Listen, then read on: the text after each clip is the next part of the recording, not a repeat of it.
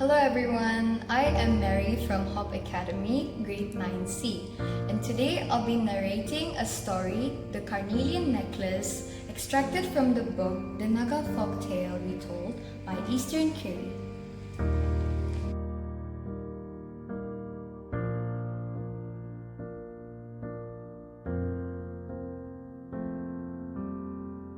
Once upon a time, a young girl was gifted a beautiful carnelian necklace by her parents. Her father had bought it in one of his travels. It was perfectly cut and he had paid a very high price for it. When she turned 16, it was given to her as a recognition of her coming of age, for young women were considered marriageable when they turned 16. The girl was delighted with the necklace.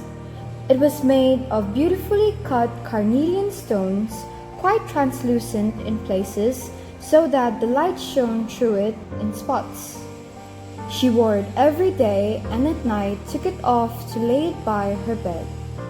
She would keep gazing at it for a long time before she fell asleep. One day, the girl was sent to wash clothes at the water spot. There was no one about when she reached the communal water source.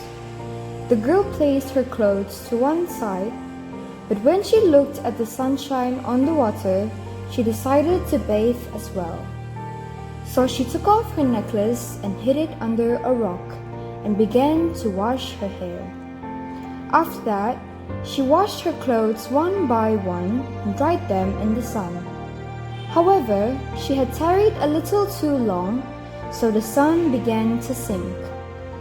The girl collected her clothes and went to look for her necklace, but it was no longer at the place where she had kept it. Alarmed, she overturned the rocks at the water spot in her search, but the carnelian necklace was gone. While she searched for her missing necklace, the sun steadily began to set. The girl grew more desperate as she heard the calls of birds about to roost. Night insects and frog calls began to replace the sounds of fellow villagers going home. "If I return home without my necklace, how angry my mother and father will be!" cried the girl and looked for it again. It was in vain. The necklace had vanished without a trace. In desperation, she cried out aloud, "Oh spirits, take my life and in its place return my necklace." As soon as the words were out of her mouth, she saw the necklace partially hidden by a rock. Exultantly, she picked it up and put it on, and with her washing in her carrying basket, she hurried home. A few days later, the girl became sick. All of the herbalist medicines had no effect on her. She grew worse and worse. Finally, the herbalist said that there was nothing more he could do to help her.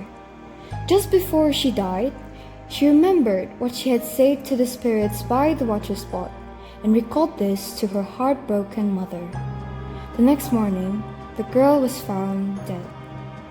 Ever since then, the story has been retold so that parents may not frighten their children excessively or to such a degree that they would offer their lives to the spirits to escape reprimands.